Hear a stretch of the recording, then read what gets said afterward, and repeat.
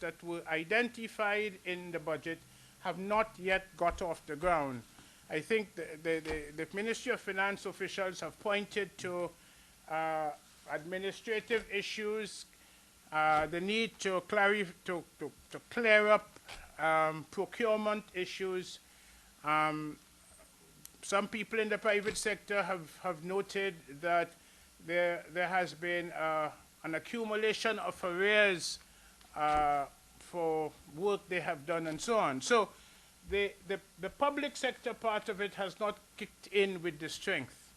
In the private sector's case, however, they have acknowledged a number of problems. Firstly, they argue that there has been a decided fall in productivity and increase in cost coming out of the current situation of uncertainty. The TTRA, as you know, has precipitated some industrial unrest, and particularly at the port, the private sector has argued that clearing their commodities from the port has created serious issues. In fact, they argue that the time needed has almost doubled. So there are these issues having to do with the inefficiencies that stepped in the early in the year. Now, even if they were thinking about starting spending, what happens in all economies, all countries, when an election is called, even within the rhythm of the normal cycle, private sector stops and wait. In our case, it was an election that's called, outside of the normal cycle, and I suspect that the reaction would be one of wait and see. And it's indeed possible that we would see very little attempt at restocking, new investment, taking your plans from off the shelf and implementing them until the new administration takes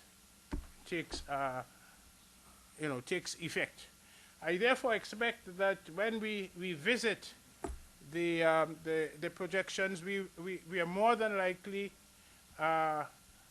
going to have to reduce it somewhat. I don't want to call a number now simply because numbers have a way of sort of having a life of their own. When you said new administration, you were referring, I would assume, being a central banker to the results of the general election. Yes, I mean, there would be, after every election, a new administration comes in. It might be the same party, but a new administration comes in, please.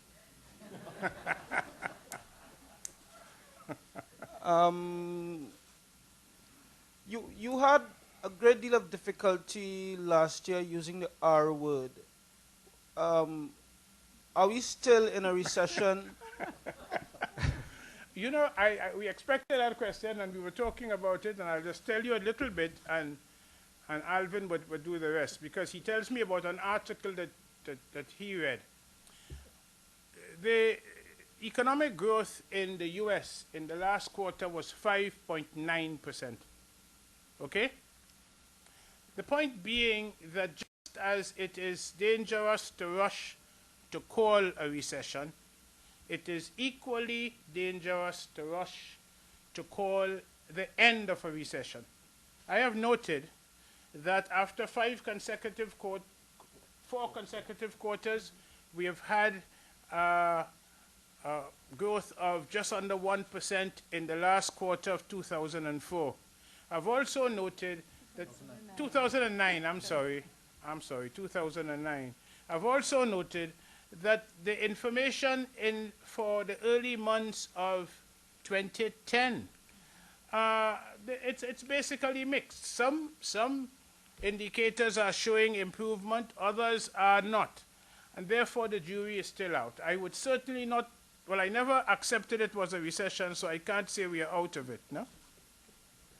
I think we need to wait to see where we are, but there are tentative signs of some positive growth. Alvin?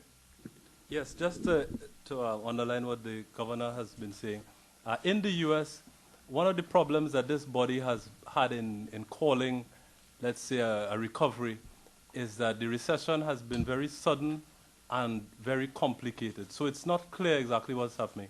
You have 5.9% growth, but then you have unemployment still high. You have credit still weak. You have the real estate market is doing all sorts of things. So it's very difficult. And I think in our case, we have a similar mixed picture.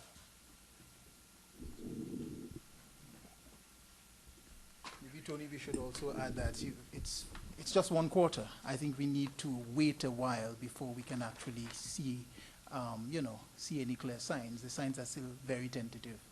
So, Governor, this being a political period, intensely so, there are a lot of people who are going around the country, going around the internet, making statements like the treasury is empty, and that's the reason the Prime Minister has yeah, full attention. Yeah, that's the reason the Prime Minister has called the election. Could you, I know you wouldn't want to delve into the politics, but could you speak in general terms about the state of the Trinidad and Tobago economy at the beginning of the 2010, and perhaps make a comparison to 1986 or some other year like that? 1986 was before my time, but let me let me take up your question.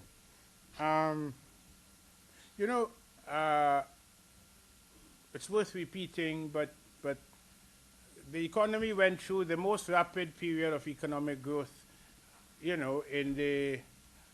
the turn of the century.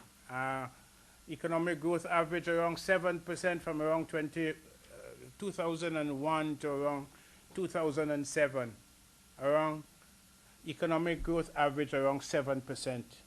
As you know, unemployment went from double digits to perhaps the lowest levels we had ever achieved. It got to 3.9% in the fourth quarter of 2008.